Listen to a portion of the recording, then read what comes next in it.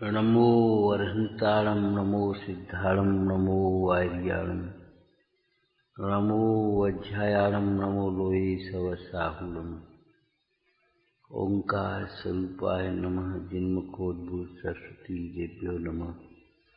रत्नत्रय धारक निज स्वभाव साधक अज्ञान तिन निवारक श्री गुरुवे नमः। परम गुरुवे नमः। परम पराचार्य श्री गुरुवे नमः। मंगलम भगवान वीरो मंगलम गौतम गणे मंगलम कुंद कुंदार्यो जैन धर्मोस्त मंगलम सर्वमंगल मांगल्यम सर्वकल्याण कारकम प्रधानम सर्वधर्माणां जैनम जयतु शासनम। सर्वव्यापैक चिद्रूपाय स्वरूपाय परात्मने सोपलब्धि प्रसिद्धाय ज्ञानानंदात्मने नमः। एष सुरासुर मणसुंद वंदनम धोदघाय कम्मलम प्रणमामि बद्धमानं चित्तं धम्मस्य कत्तारम्। श्रीमद् कुंद कुंद आचार्य विरचित प्रवचन सार जी परमागम। सार शब्द जहाँ लगा हो वहाँ आत्मा की ओर हमारा उपयोग जाना ही चाहिए। जो समय सार का अर्थ है वही प्रवचन सार जी का अर्थ है। सर्वद्रव्य में सार आत्म को हितकार है। नमो ताय और धार नित्य निरंजन जानिक। भगवान की दिव्य ध्वनि का सार क्या? प्रवचन। प्रवचन शब्द का अर्थ जानते हैं? उत्कृष्ट वचन। उत्कृष्ट वचन का अर्थ है उत्कृष्ट तत्व को कहने वाली, उत्कृष्ट सुख के मार्ग को बताने वाली, उत्कृष्ट पुरुषों के वचन अर्थात वीतरागी पुरुषों के वचन, निर्दोष पुरुषों के वचन वे प्रवचन कहलाते हैं। तीर्थंकर की अपेक्षा उन्हें दिव्य ध्वनि कहते हैं। दिव्य तत्व दर्शाती, दिव्य सुख का, अलौकिक सुख का मार्ग दर्शाती है तो वह दिव्य ध्वनि कहलाती है। प्रवचन कहलाता है जो विषय कषाय के पोषण करने वाले वचन है वे कुवचन है। कुवचन जैसे कुदेव, कुगुरु, कुधर्म, कुटेव, ऐसी कुवचन। कुमार्ग, को माने खोटा। खोटा क्या है? विषय कषाय के परिणाम वे खोटे हैं। मोह राग द्वेष के भाव वे खोटे हैं। दुख के कारण खोटे। तो जो वचन वीतरागता के पोषक हैं, तत्व के स्वरूप की जहाँ प्ररूपणा होती है, तत्व के मार्ग में लगने के लिए प्रेरणा होती है, कथाओं के माध्यम से हो चाहे क्रियाओं के माध्यम से हो, यहाँ तत्व का स्वरूप दर्शाया जाता है द्रव्यान योग के माध्यम से, न्याय शैली से और नाना प्रकार के भेद प्रभेदों की चर्चा, विराधना के फल रूप बंध की चर्चा, उसके बंध के भेदों की चर्चा, ये सब उपचार से प्रवचन ही हैं। माने द्वादशांग 4 अनुयोग प्रवचन रूप हैं। ऐसे जिन वचन अथवा प्रवचन, जिन वचन अथवा प्रवचन, जितेंद्रिय पुरुषों के वचन जितेंद्रिय होने के लिए हैं। ये जिन वचन अथवा प्रवचन में जो रमते हैं, मग्न होते हैं, वे स्वयं बांधते मोहा। अमृतचंद स्वामी क्या कहते हैं? जिन वचस रमनते स्वयं बांधते मोहा। वे मोह को। तो पंडित पांडे राजमल जी ने एक चर्चा की कि महाराज वचन तो पुद्गल है।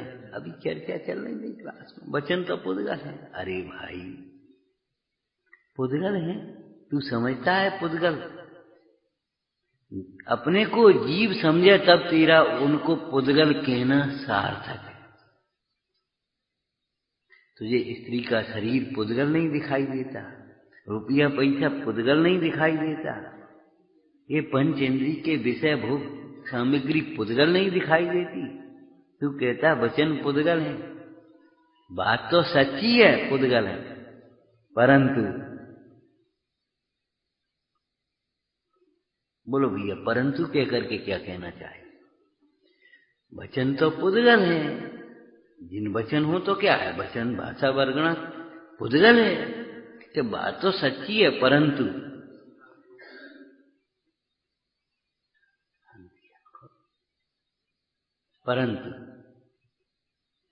अनादर करने के लिए नहीं,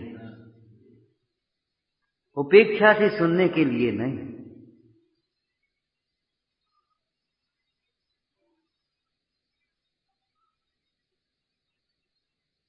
ये तो पुद्गल की क्रिया है, स्वच्छंद होने के लिए नहीं।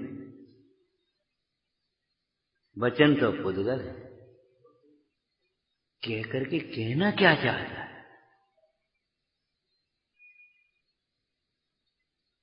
वे पुद्गल होने मात्र से तेरे उपेक्षा करने योग्य नहीं हो गए, और नहीं तो प्रतिज्ञा कर जो जो पुद्गल है सबकी उपेक्षा कर।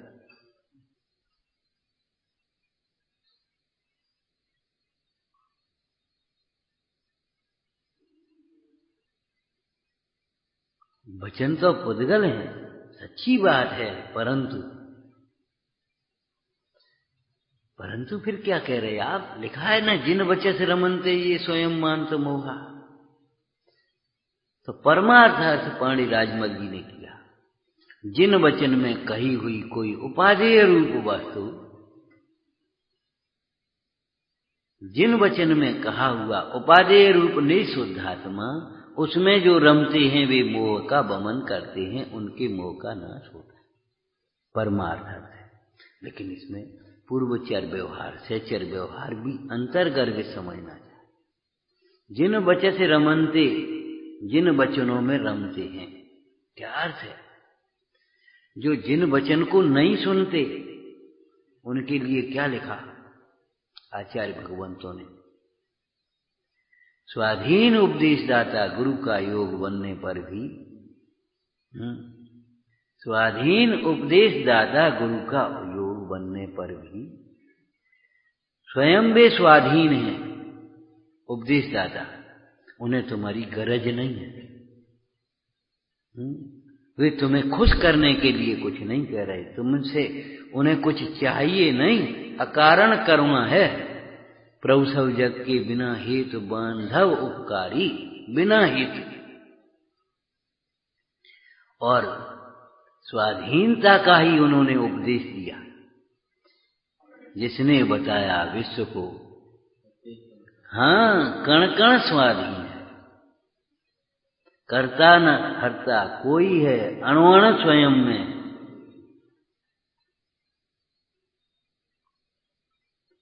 स्वयं स्वाधीनता को प्राप्त हुए हैं।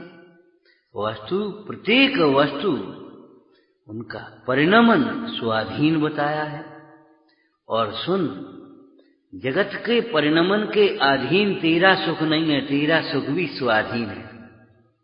ये सब ऐसा ही चलता रहे और सुखी होने के लिए तू स्वाधीन है। इन सब को अपना मानना छोड़ दे, इन सब से भिन्न अपने चैतन्य को देख, अभी सुखी हो सकता है। और सीधे बैठो भैया ऐसा करो ऐसा करो, कभी सुखी नहीं हो सकता। ये सब ऐसे ही चलता रहेगा। जैसे आपको एक दृष्टांत दिया था, याद हो तो, ये बिजली है ना, बिजली, ये मेन धारा चलती, बड़ी बड़ी लाइन चलती ना, उसमें से ही तो ये कनेक्शन है ना आपके। परंतु आप ये मत सोचो ये धारा चलती रहे, हम अपनी बंद कैसे करें। आप अपना स्विच बंद करने के लिए स्वाधीन है कि नहीं, ध्यान रखना। दृष्टांत एक देश होता है। मेन धारा न हो तो जलाने के लिए स्वाधीन नहीं है वहां, लेकिन मेन धारा चलती रहे आप बंद करने के लिए स्वाधीन। दृष्टांत एक देश होती है, सर्वदेश नहीं। जहां जहां धुआं है वहां वहां अग्नि है, परंतु जहां जहां अग्नि है वहां वहां धुआं है, ऐसा नहीं लगता। इसलिए दृष्टांतों के द्वारा सिद्धांत समझना चाहिए, दृष्टांत में तर्क नहीं करना चाहिए।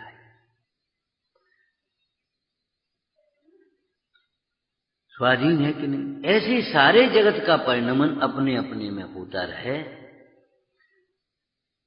आप भेद ज्ञान करके सुखी होने के लिए स्वाधीन है। शरीर की क्रिया करने के लिए स्वाधीन नहीं, शरीर की क्रिया को भिन्न जानकर अपने सुखी होने के लिए स्वाधीन है।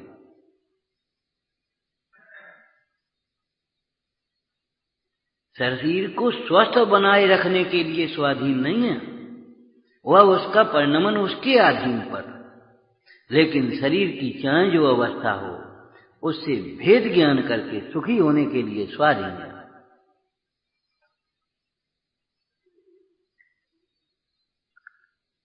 मात्र जानना और अपने को जानते हुए अपने में तृप्त रहना यह अपना कार्य है। पुद्गल के कार्य अपने कार्य नहीं है। बोलना, उठना, बैठना, चलना, फिरना, घूमना, ये अपने कार्य नहीं है। लेकिन मोही प्राणी इन सारे कार्यों को अपना कार्य मानता है, और ये कार्य अपनी इच्छा के अनुकूल नहीं हो तो ऐसा अनुभव होता है मैं पराधीन, और ये सब कार्य अपनी इच्छा के अनुकूल होता है तो ऐसा लगता है मैं स्वाधीन।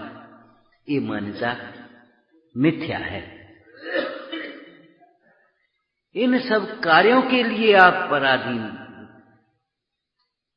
अरे पराधीन की बात क्या है, वे पर के कार्य पर के अधीन है और तेरा सुख तेरे अधीन।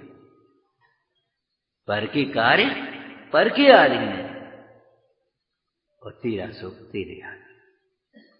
सीता जी को दीक्षा लेने का भाव हुआ, अग्नि परीक्षा के बाद वो प्रतिज्ञा कर ली, इस अग्नि परीक्षा से हम निकलेंगे, दीक्षा ग्रहण करेंगे। रामचंद्र जी सीता को नहीं रोक सकते, लेकिन सुखी होने के लिए तो स्वाधीन है कि नहीं।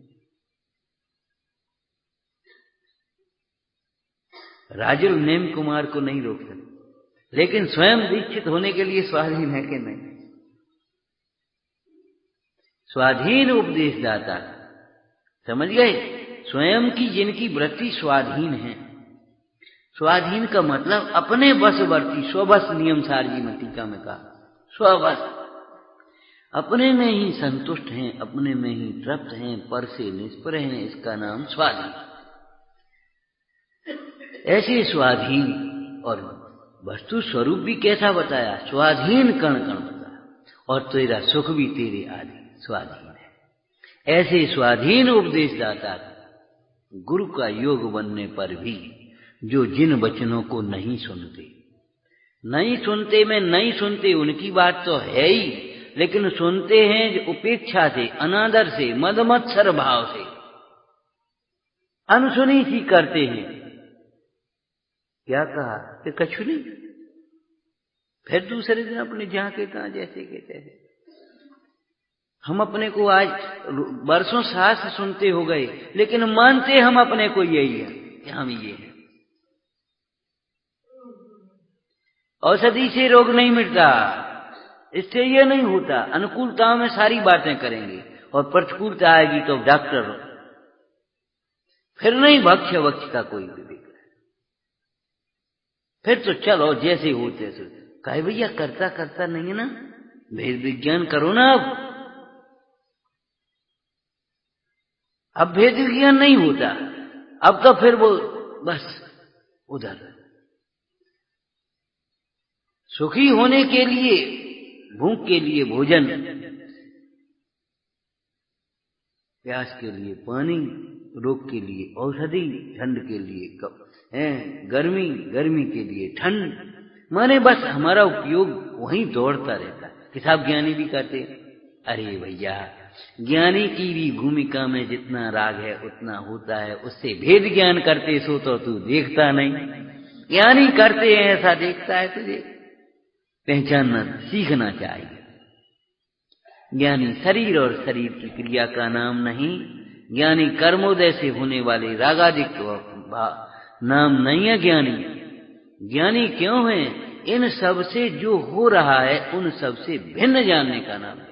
कि ये तो हम भी जानते हैं कि नहीं भैया, भिन्न जानते हैं। एक बात बताना, जिसको आप अपना नहीं मानते उसके साथ कितना कर सकते, अपने जैसा व्यवहार भी नहीं होता। फिर आपका एक बालक और एक बालक, मान लो भाई चला गया, देहावसान हुआ है, उसका एक बालक है, बताओ उस भाई के बालक के साथ आप उपकार कर सकते हैं, सब कर सकते हैं, लेकिन अपनत्व का व्यवहार हो सकता है? नहीं हो पाता। प्रसंग भी आएगा, हम तो अपने से ज्यादा समझते हो, क्या करें बताओ? अपने से ज्यादा समझते हो, यही मत करो, अपना समझो। लेकिन शब्द भी ऐसे ही आते हैं, हम तो अपने से ज्यादा समझते हैं, हम क्या करें बताओ? सब करते हैं, लेकिन नहीं। अब भैया ऐसा ही है, पराया पराया ही होता है ना, तो फिर अपना क्यों समझते हो?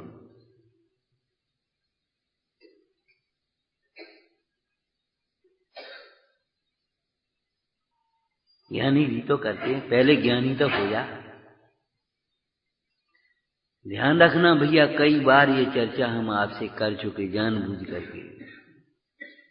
अज्ञान से भी खतरनाक अज्ञान में ज्ञान का भ्रम है। क्षयोपम ज्ञान की धारणा से ज्ञानी नहीं होते। अभी मोक्ष अधिकार में चर्चा चल रही, और इसी समय सारजी में दूसरी चर्चा है, ज्ञान मात्र से ही बंध का निरोध होता है। देखो, कर्ता कर्माधिकार में एक ही आचार, ज्ञान मात्र से बंध का निरोध होता है। और मोक्ष अधिकार में क्या चर्चा कर रहे? बंध के जानने मात्र से बंध नहीं छूटता है। वाह महाराज, आप चाहे कहीं चाहे कुछ कह दोगे।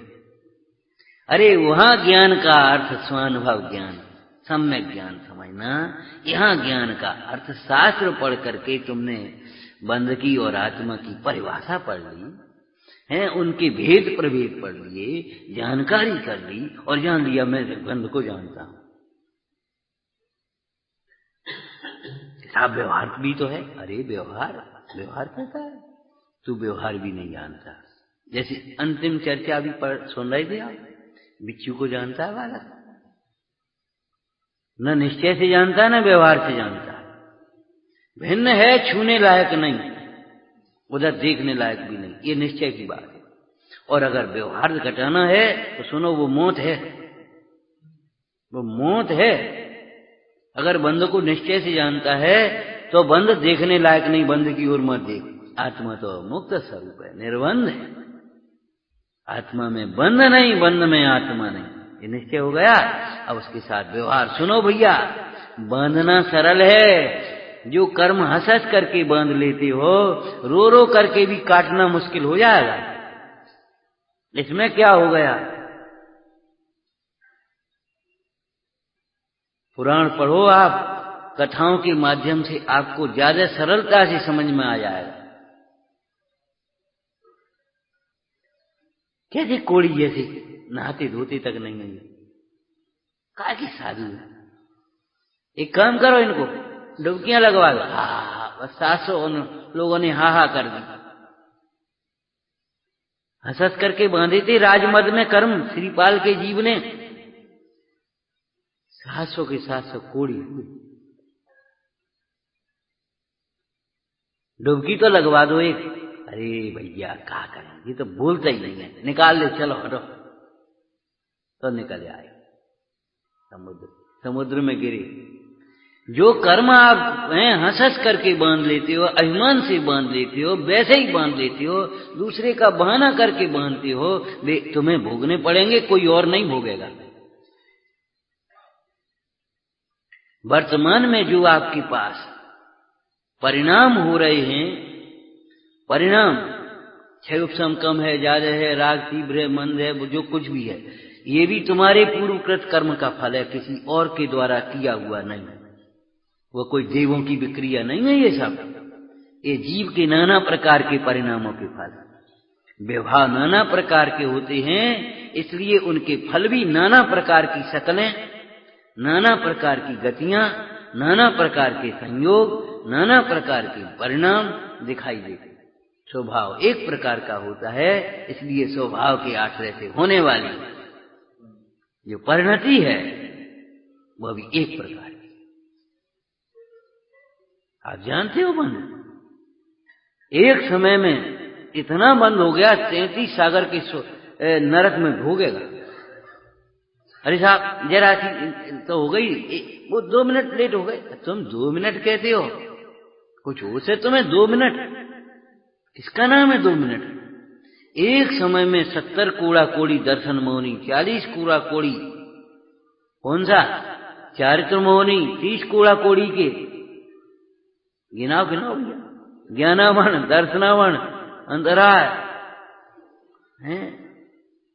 एक एक समय के परिणाम में इतने इतने बन जाते। जितने भी उत्कृष्ट स्थितियां हैं, उत्कृष्ट अनुभाग हैं, वे भी सब एक समय के परिणाम से ही तो बनते हैं। आप जानते हो बंद, हंसी मजाक मत करो, अनादर मत करो। हम कह देते जो बच्चे माँ बाप की उपेक्षा करते हैं, अनाथ होते हैं, अगली बार गर्भ में आए तो पिता नहीं रहे, जन्म लिया तो माता नहीं रही। ये माता पिता की उपेक्षा का फल है। पति के अनादर का फल वैधव्य होता है।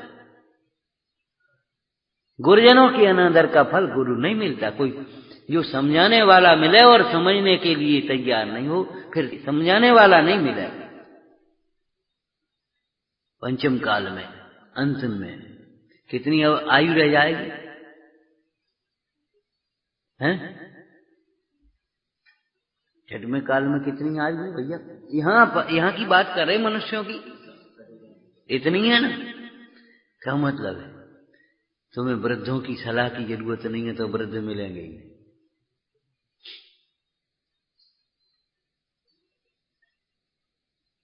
जिस हृदय में गुरुजनों का अनादर उपेक्षा होती है, उसके सारे पुण्य छीन हो जाते। जिस घर में, जिस समाज में गुरुजनों का अनादर उपेक्षा होती है, उस घर के और समाज के पुण्य छीन हो जाते। अरे प्रमेय प्रमा ग्रंथ में तो इतना लिखा, जहां योग्य और अयोग्य की तुलना भी होती है, सब एक से हैं का करना। अनादर की बात तो बहुत दूर है, तुलना भी होती है, एक से हैं। वहां प्राकृतिक प्रकोप होते हैं। ये सब निमित्त नैमित्तिक बंध के फलों की व्यवस्थाएं हैं। आप जानते हो बंध को, लेकिन ऐसा जानना आपका बिना अंतर्दृष्टि के नहीं होगा। ये बंध का व्यवहार ज्ञान है, और बंध बंध में है, आत्मनिर्बंध है, ये परमार्थ है। परमार्थ के लिए व्यवहार है। बंध के ऐसे फल को जानकर तुम बंध से विरक्त हो, और बंध के नाश की चिंता करने मात्र से नहीं। चिंता क्यों करते हो? बंध से भेद ज्ञान करो, तुम्हारे बंध का अभाव हो जाएगा। ये प्रक्रिया है कि नहीं? तो ज्ञान से बंध का नहीं छूटता। इसका मतलब शास्त्र पढ़ करके, सुन करके, क्षयोपम ज्ञान में बंध की परिभाषा, बंध के भेद प्रभेद, बंध के फल आदि की जानकारी करने मात्र से बंध का अभाव नहीं होता। और वहां लिखा ज्ञान मात्र से बंध का निरोध होता, तो वहां क्या लिखा? आप सोचना चाहिए। पूर्वापर विरोध तो नहीं होना चाहिए। विविक्षा भेद को विरोध समझना अज्ञान है। जिन वचन से रमनते, क्या मतलब है? जो वचन को नहीं सुनते उनके लिए क्या लिखा है? स्वाधीन उपदेश दाता गुरु का योग बनने पर भी जो जिन वचनों को नहीं सुनते। पद्मनंदी आचार्य महाराज का शब्द लगा करके बोलो, प्रीति पूर्वक नहीं सुनते। प्रीति पूर्वक नहीं सुनते, अंतरंग प्रीति से नहीं सुनते। और जब तक अंतरंग प्रीति से नहीं सुना जाए, सातिशय प्रीति से न सुना जाए तब तक वह हृदयंगम नहीं होता।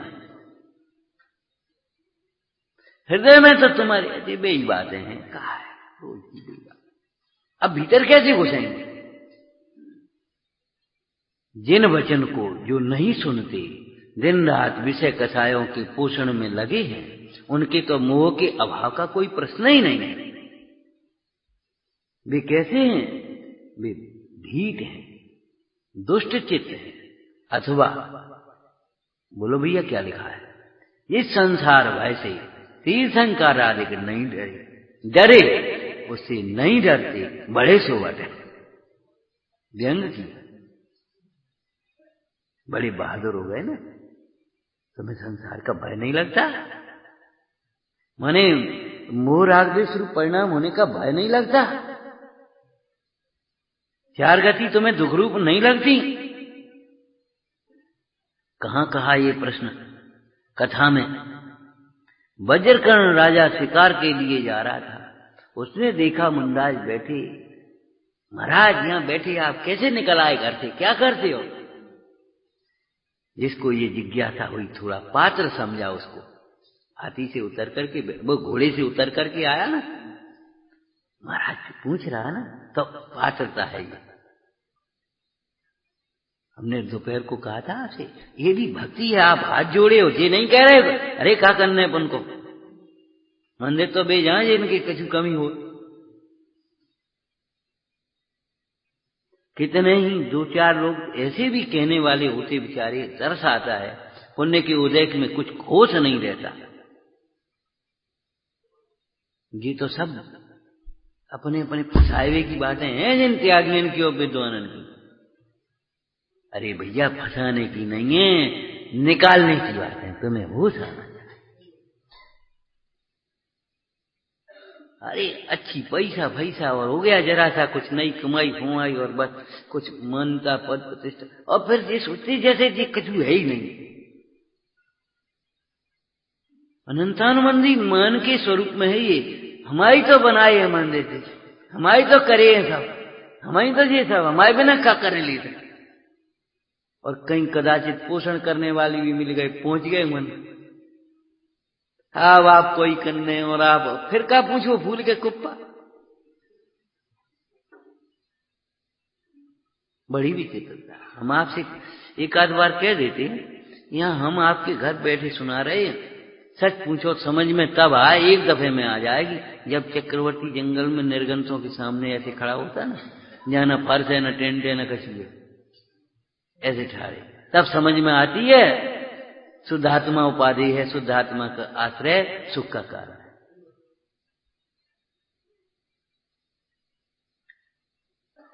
लेकिन घबराओ नहीं है, यहां भी बैठे सुनो तो अंतरंग प्रीति से सुनो। तो जिन वचनों को जो नहीं सुनते, उनके तो मोह के नाश का कोई प्रश्न ही नहीं है, और मोह के नाश के बिना दुख का नाश नहीं होता। देखो प्रवचन सार जी का ये विषय थोड़ा सा कह रहे हैं, मोह के अभाव के बिना पापोदय की प्रतिकूलता में तो दुखी होता भी नहीं, वो दुख दूर सुखी होता भी नहीं और सुखी मानता भी नहीं। क्या कहा? पाप के उदय की प्रतिकूलता में सुखी होता भी नहीं और सुखी मानता भी नहीं। मोह के अभाव के बिना पुण्य उदय की अनुकूलता में भी जीव सुखी होता नहीं, भ्रम से सुखी मान लेता। और मोह के अभाव के बिना यह जीव पाप रूप प्रवृत्ति करते हुए भी सुखी मानता है, लेकिन होता नहीं। पाप रूप प्रवृत्ति करते हुए सुखी मानता है ये जीव। विषयों में प्रवृत्ति करते हुए आप क्या मानते बता? आनंद आ गया, क्या बढ़िया दृश्य, आनंद आ गया, क्या बढ़िया आवाज, आनंद आ गया, क्या बढ़िया भोजन, आनंद आ गया, क्या बढ़िया कपड़े, आनंद आ गया। क्या है ये? आनंद आता है कि मानते हो? मोह के अभाव के बिना पाप में प्रवृत्ति करते हुए भी आनंद मान लेता है, लेकिन आनंद होता नहीं। और मोह के अभाव के बिना पुण्य रूप प्रवृत्ति करने पर भी जीव सुखी होता नहीं है। इसलिए आचार्य महाराज कहते हैं मोह के अभाव के लिए कमर कस के तैयार हो जाना चाहिए। ये असीमी गाथा की भूमिका है। कमर कस के तैयार हो जाओ। क्यों? नखल नखल यस्मात् अन्यथा। मोह के अभाव के बिना जीव स्वर्ग में सुखी नहीं होता।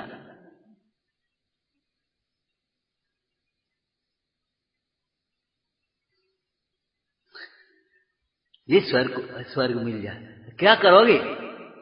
नहीं होगे तुम।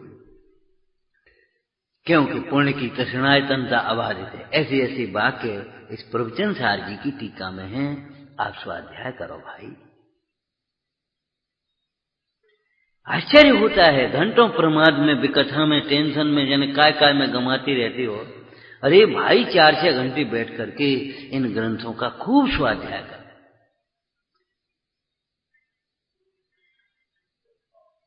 तो जो जिन वचनों को नहीं सुनते माने कान में नहीं पड़े, उनकी बात नहीं कह रहे हैं। जो सुनते हुए भी नहीं सुनते हैं, इनका काम कहने का है। कहने अपन क्या करने, अपन तो अपना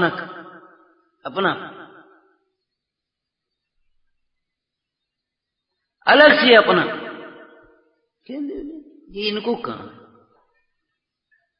अलग से अपना है। तो अपना अलग से, लेकिन उसको आप समझते नहीं। अभी समझो, जब अलग से अपना काम समझ में आएगा तब ये भाव आएगा, ये स्वरूप सब समझे।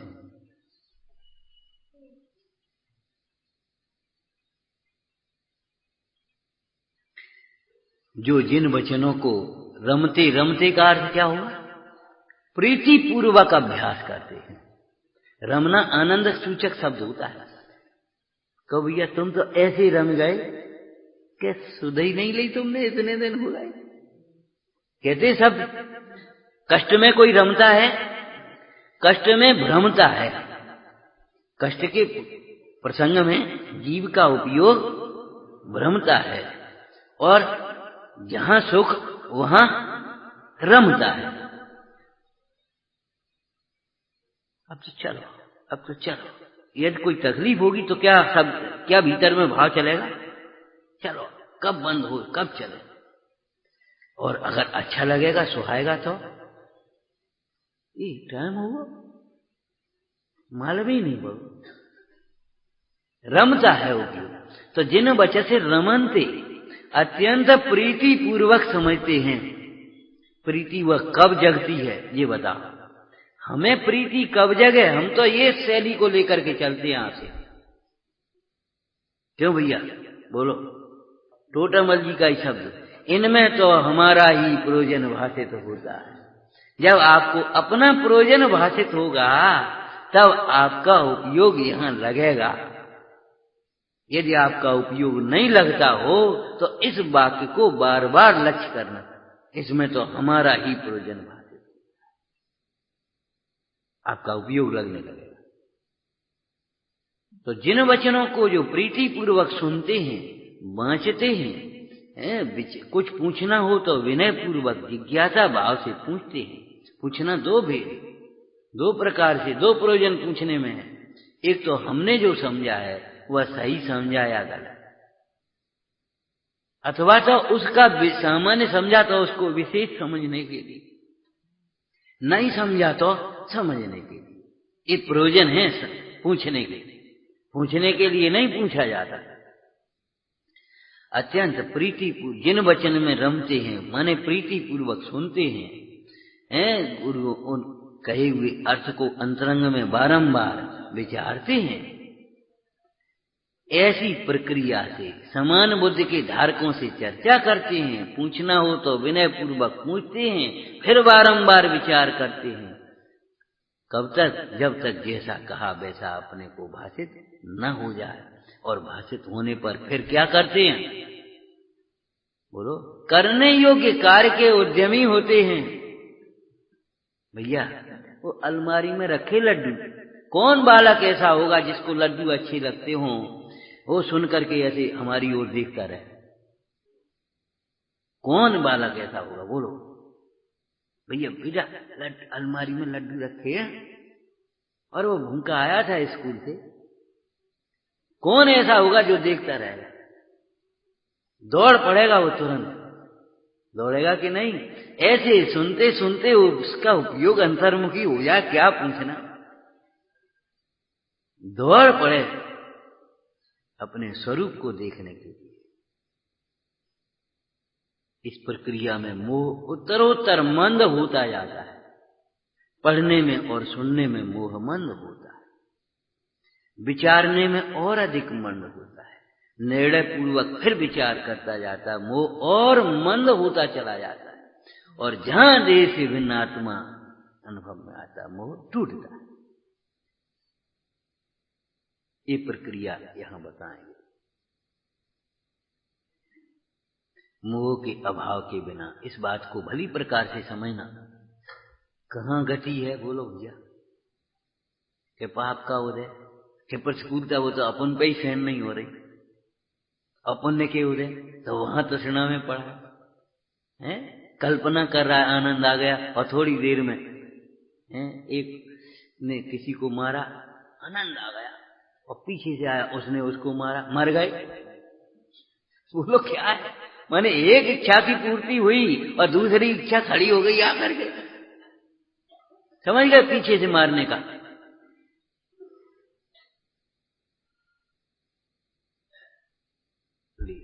आनंद आ गया, आज तो खूब बढ़िया रहा, और पकड़ गए, मर गए भैया। ये क्या हुआ?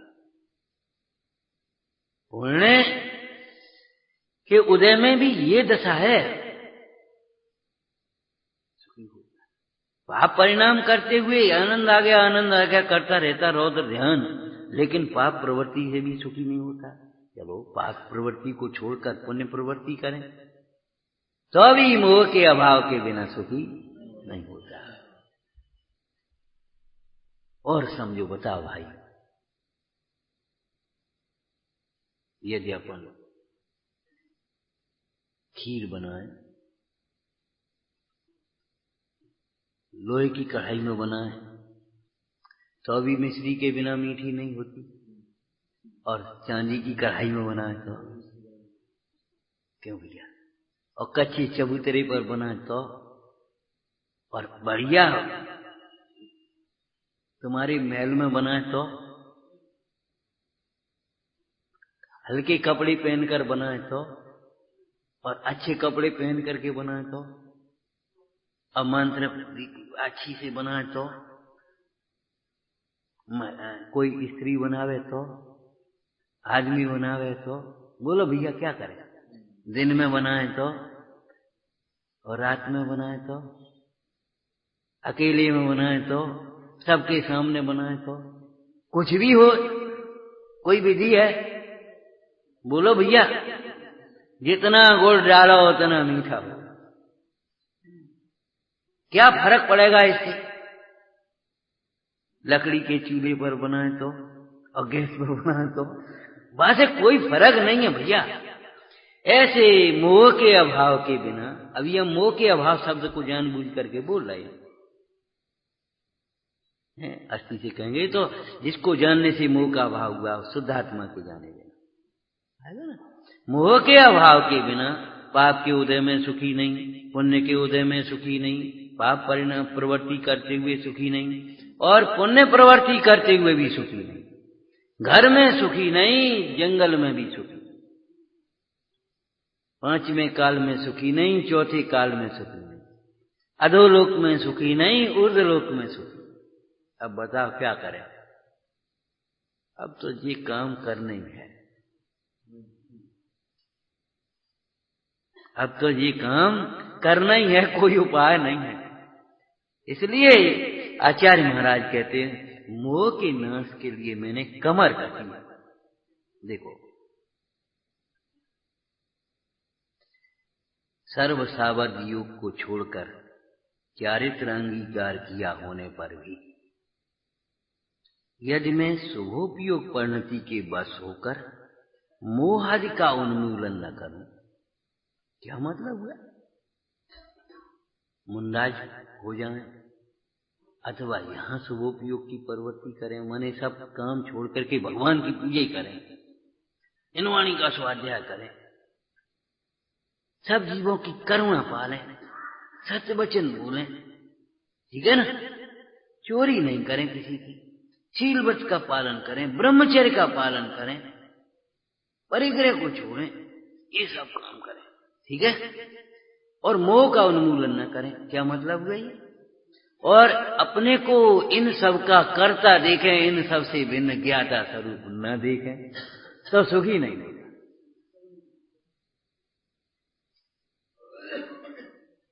दान पुण्य करें, त्याग करें, क्षमा, क्रोध नहीं करें, क्षमा करें। चलो जाओ भैया, अब क्षमा है, कोई बात नहीं, गलती हो गई, कोई बात नहीं, क्षमा। ये शुभ प्रवृत्ति हुई कि नहीं हुई? कैसे करते हो, क्या करते हो, चले जाओ, ये क्रोध प्रवृत्ति हो गई। भैया कोई बात नहीं, गलती हो गई, ध्यान रखना, आगे क्षमा हो गई। सुखी नहीं होता ये, मैं क्रोध का करता, मैं क्षमा का करता। यार इस अशुभोपयोग की परिणति को छोड़कर भी, ये शुभोपयोग रूप प्रवृत्ति करते हुए भी यदि मोह का उन्मूलन न करूं तो क्या कहते हैं, तो मुझे शुद्धात्मा की प्राप्ति कहां से हो, सुख की प्राप्ति कहां से हो? आत्मा प्राप्त हुए बिना आत्मा कहां मिलेगा बोलो? क्यों? घर छोड़ करके जंगल में भी जाएं और हम अपने को इस देह रूप ही देखें तो आत्मा कहां मिलेगा ये बताओ? कोई पेड़ पर छोड़ेंगे? द्रव्य है वो परिणतियों में रह रहा है। यदि हम पर्याय दृष्टि से ही देखते रहें तो द्रव्य कब देखें ये बताओ? कैसे दिखेगा? ये क्या है? ये कुंडल है, ये क्या है? कड़ा है, ये क्या है? मुकुट है, ये क्या है? हार है। अब सोना कहां है ये बताओ? सोना कैसे दिखे? ये कौन है? मनुष्य है, ये कौन है? स्त्रीलिंग है, ये कौन है? बालक है, ये कौन है? वृद्ध है, ये कौन है? रागी है, ये कौन है? त्यागी है, ये कौन है? ग्रस्त है, ये कौन है? मूर्ख है, ये कौन है? पंडित है। अब आत्मा कहां दिखे? जैसे अन्य अन्य को अन्य अन्य रूप देखता है, ऐसे ही अपने को अन्य अन्य रूप देखता है, तो वो उनमें अनन्य रहने वाला निरपेक्ष आत्मा कैसे दिखा? शुद्ध आत्मा की प्राप्ति कैसे?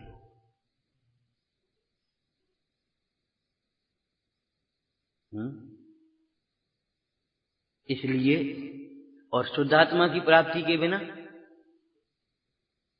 सुख नहीं हो। सुख की प्राप्ति कैसे हो? इस प्रकार विचार करके मोहाद के उन्मूलन के प्रति सर्व आरंभ पूर्वक टोटमल ने कहा जिस प्रकार सर्व आरंभ पूर्वक क्या शब्द है? कटिबद्ध होता है। संस्कृत में बद्ध कक्षा, पीछे लिखा बद्ध कक्षा। विचार करना, यदि मैं इस मोह का उन्मूलन नहीं करूं तो शुद्धात्मा को प्राप्त नहीं होता। इसलिए मैंने मोह के नाश के लिए कमर कसी है। अर्थात आप भी मोह के नाश के लिए कमर कस के तैयार हो जाओ, ये सुखी होना है। ताय सुनो भव मंथिरान, जो चाहो कल्याण। अब देखो दर्शन मोह और चारित्र मोह। दर्शन मोह भी आत्मा के आश्रय से मिटता है और चारित्र मोह वह भी आत्मा के आश्रय से मिटता है। यदि बीच में संतुष्ट हो जाए, सुपरिणति में संतुष्ट हो जाए, तो मोह के अभाव के लिए अवसर नहीं। असुपरिणति में संतुष्ट हैं, उनके मोह के अभाव का अवसर नहीं। क्या करना, अपन तो खाओ पियो मस्त रहो, कहा को ये चक्कर में पड़े। उनके मोह के नाश का अवसर नहीं।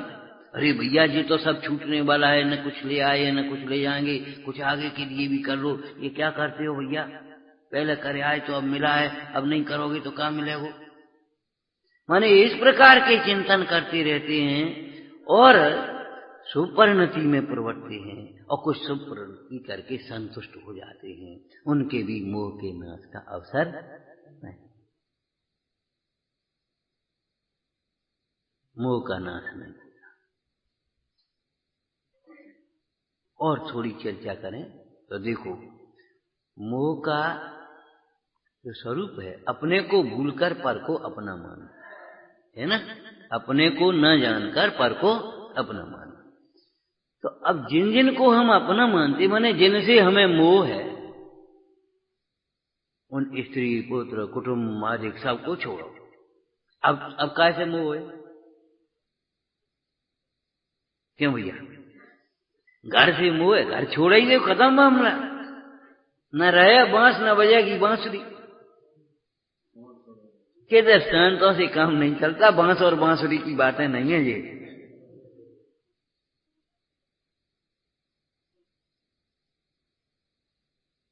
और इन सबको तो आप छोड़ भी दो बाहर के संयोग की ओर से।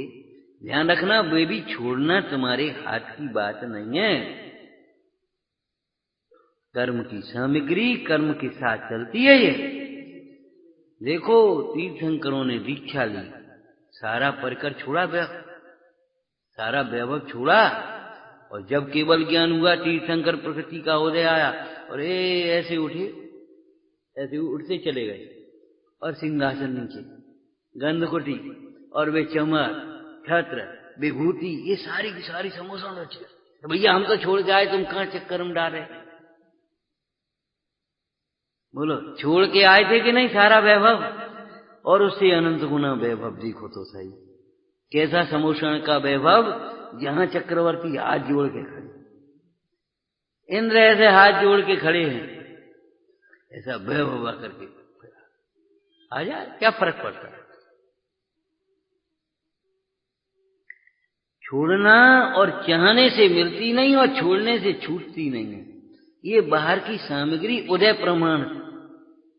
सो रहे आप करार माफिक अधिक राखे ना रहे, सो मिले आप करार माफिक अधिक चाहे नहीं मिले। छूटे आप करार माफिक, खूब सोचो नहीं छूट जाए, कम न हो जाए, कम न हो जाए, वो सब छूट जाए। मिल जाए नहीं मिले, बनी रहे नहीं बनेगी, भैया छोड़ो। एक व्यापारी बुला बुला करके व्यापार करता है, हमें कुछ नहीं चाहिए, वो चला जाता है ग्राहक। और एक को घर से बुला करके ले जाता है, सेठ जी फलाना, भैया वो वहां से ले, नहीं तुम ही चलो। हम तो 12 बजे से पहले नहीं जा पा रहे, हम तो ठीक है, हम 12 बजे। अब बोलो क्या तमाशा है?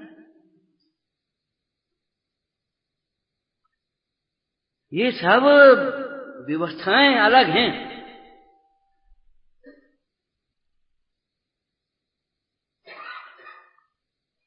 पाप की विपदाएं पाप की अनुयायिनी, पुण्य की संपदाएं पुण्य की अनुयायिनी, आत्म संपदा समता की अनुयायिनी।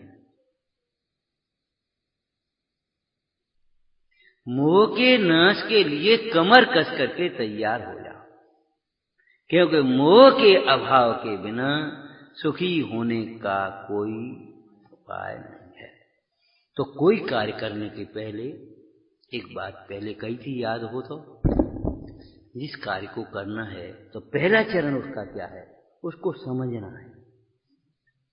आपसे कहें फलाना काम करो, बस चल रहे पागल से, ये विधि नहीं है। समझो।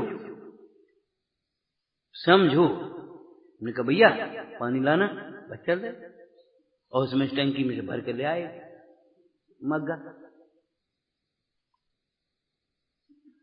सामने वाला कहे भैया क्या मूलो, क्या करते हो, काय के लिए पहुंचे, किसके लिए चाहिए, कितना चाहिए, कैसा चाहिए, ये समझ करके चलो, तब तो काम कर पाओगे। लौकिक में भी समझे बिना तो काम नहीं। टोटमल जी ने कहा, किसी सेवक को कार्य के लिए भेजा जाए और उस कार्य का भाव भाषण हो तो वो कर पाएगा, और नहीं तो औपचारिकता पूरी करके भगाए अथवा बिगाड़ भी देगा। देखो, लौकिक क्षेत्र में भी करने की उतावलापन है, और धर्म कार्य में भी आपको, धर्म क्षेत्र में भी करने की जल्दी है, समझने की फुर्सत नहीं है।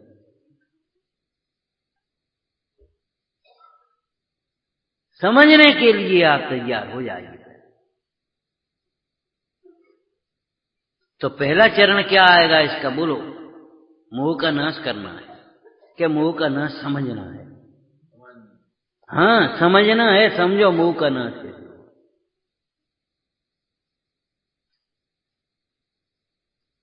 बड़ी सुंदर चर्चा है। अमृतचंद स्वामी कहते हैं, इसलिए हम अब मोह का नाश करना है ना, तो मोह के नाश के उपाय का चिंतन करते हैं, समझते हैं, उसको विचारते हैं कैसे मोह का नाश किया जाए। उतावलेपन में जल्दी से उसके मोह कोई ऐसा तो है नहीं कि उसको मार करके भगा दो, क्या करोगे बताओ? कोई आंखों से दिखने वाला कोई संयोग तो है नहीं।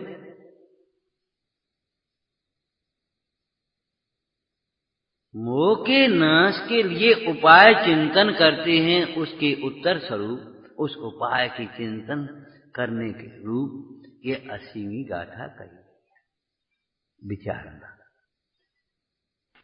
सजानंदी शोध स्वरूपी अविनाशी में आत्मस्वरूप, सजानंदी शोध स्वरूपी अविनाशी में आत्मस्वरूप, सजानंदी शोध स्वरूपी अविनाशी में आत्मस्वरूप।